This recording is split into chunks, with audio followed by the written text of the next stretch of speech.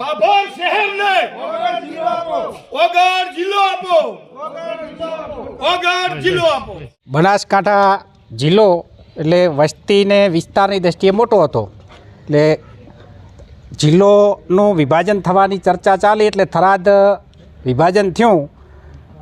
થરાદ વિભાજન થતાની સાથે જ ધાનેરા હોય, કાંકરેજ હોય, ડીસા હોય, દિયોદર હોય, ભાભર હોય, વિરુદ્ધનો સૂર ઉપડ્યો.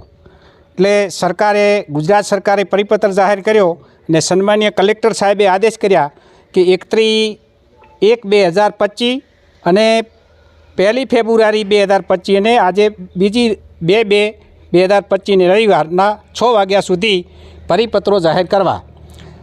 ભાભર તાલુકાના 53 ગામમાંથી સરપંચશ્રી હોય, ડેલિગેટો હોય, ગ્રામ પંચાયતના સભ્યો હોય, બીજી સંસ્થાઓ હોય, ભાભર શહેરના બધા આગેવાનો હોય, ભાભર શહેરની વિવિધ જે સંસ્થાઓ હોય, એમણે બધાએ આજે 7,500થી વધુ અરજીઓ પ્રાંત કલેક્ટર સાહેબ શ્રી સુઈગામને સુપ્રત કરી છે.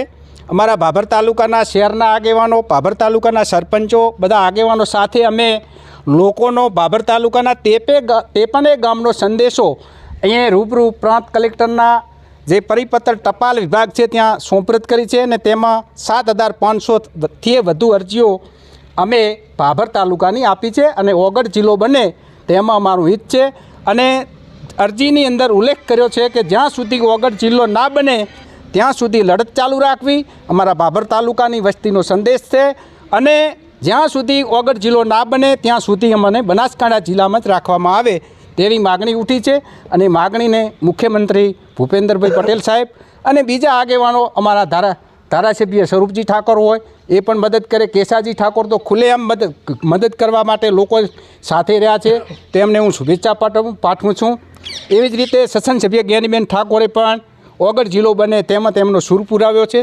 સરકારને વિનંતી કરું છું કે વહેલી તકે ઓગળ જિલ્લો જાહેર કરે. જય હિન્દ, જય ભારત, જય જય ગર ગુજરાત. તો જે બનાસકાંઠાના વિભાજન વિષયનો વાવ થરાદનો જ્યારે જિલ્લો જાહેર થયો એમાં અમને કોઈ વાંધો નથી, પણ જે અમારે ભાભર, દિયોદર, ધાનેરા અને કોંકરેજ અમને જે અમારે ઓગળ જિલ્લો જે હમણાં જે આપણા વડાપ્રધાન ત્યાં આવ્યા હતા દિયોદર ત્યારે ભાઈ ઓગળ એમને કીધેલું હતું પણ ઓગળ જિલ્લો જાહેર નહીં કર્યો. એના માટે અમે લડતા હતા 1.5-2 મહિનાથી. પછી કલેક્ટર સાહેબે એક પત્ર જાહેર કર્યો, એની અંદર અભિપ્રાય માંગ્યો પ્રજાએ સૌ ભાઈ એક જ ખાલી અમારો મેસેજથી 7,500થી વધારે એમની અરજીઓ અમને આપી છે. એ પ્રાંત સાહેબની એ સોયગામ અમે સુપ્રત કરવા માટે અહીંયા આવ્યા છે અને અમને ઓગળ જિલ્લો આપે એવી અમે એમને રજૂઆત કરી છે.